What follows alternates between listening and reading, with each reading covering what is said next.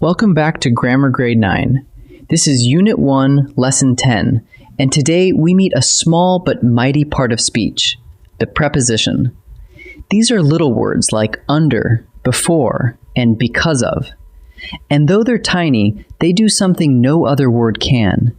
They show us how things relate to each other in space, in time, and in logic. By the end, you'll be able to spot a preposition anywhere and know exactly why it's there. Let's begin. So, what is a preposition, really?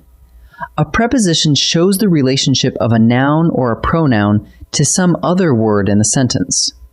Watch this. The bird flew above the clouds. The little word above is the preposition, and look at the work it does. It ties the clouds back to flew, telling us exactly where the flying happened. That connection, that link between two words, is the whole job. A preposition is, at heart, a relationship word. It tells you how one thing stands in relation to another. Prepositions handle a few different kinds of relationship. Some show place, where something is, like under, above, beside, and between. Others show direction, where something is heading, like toward, into, across, and through. A third group marks time, like before, after, during, and until. And a last group shows logic, the reason or connection between ideas, like of, for, except, and because of. Place, direction, time, and logic.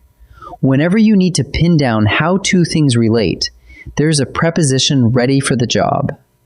There are quite a few prepositions in English, and it helps to know the common ones by sight. Listen as they come.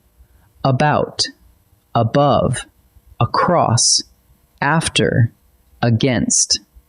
Then, among, around, before, behind, below. Keep going. Between, by, during, from, into, and near, of, through, toward, without. There are more, but you get the feel of them. Everyone is short, and everyone carries that same power to connect.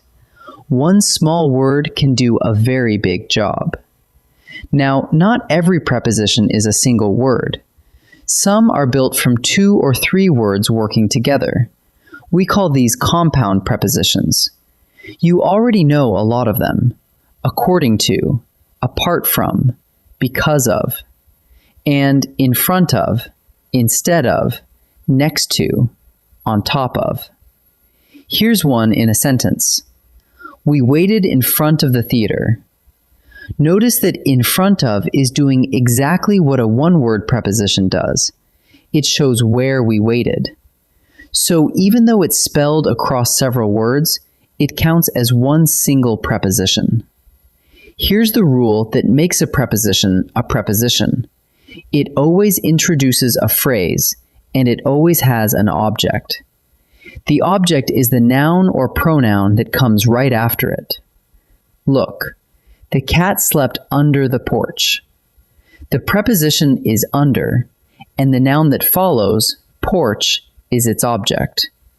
Put the preposition and its object together, under the porch, and you've built what we call a prepositional phrase.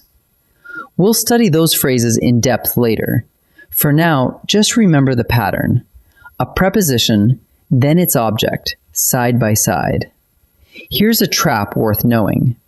The very same word can be a preposition in one sentence and something else in another. Watch. She stayed inside the cabin. Here, inside has an object, the cabin, so it's a preposition. But now, she stayed inside. This time, inside stands alone, with no noun after it. Nothing is its object. When that happens, the word isn't a preposition at all. It's an adverb, just telling us where she stayed. The test is simple. A preposition must have an object. No object, no preposition. Let's boil the whole lesson down to a quick check you can run on any suspicious little word. Ask 2 questions. 1. Does the word show a relationship of place, direction, time, or logic? 2. Is there a noun or a pronoun sitting right after it, serving as its object? If the answer to both is yes, you've got a preposition. But if there's no object following it, the word is probably an adverb wearing a disguise. 2 quick questions, and you'll never be fooled. Let's try some together. Time to practice.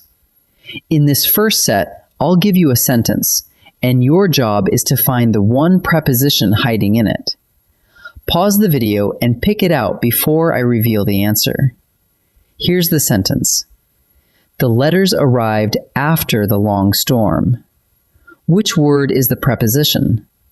Test each one.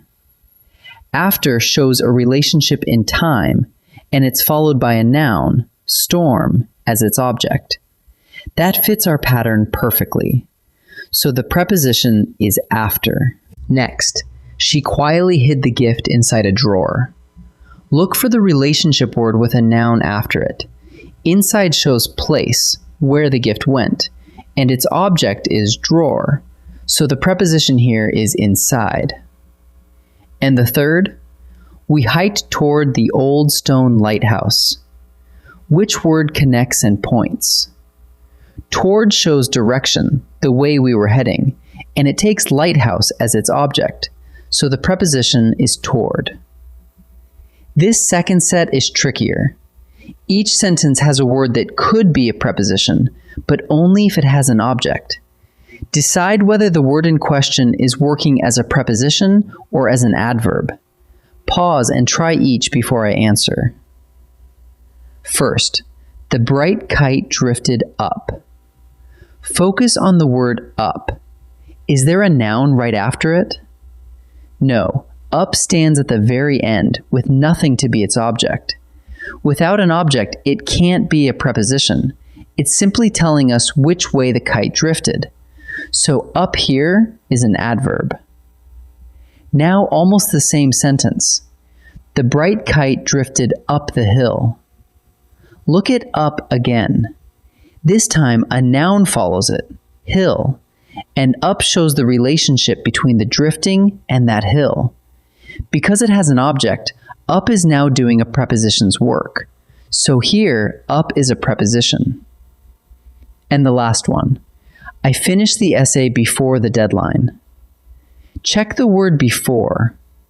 Right after it sits a noun, deadline, and before shows a relationship in time between finishing and that deadline.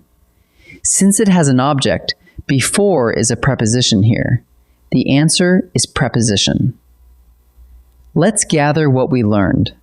A preposition shows the relationship of a noun or pronoun to some other word in the sentence, a relationship of place, direction, time, or logic.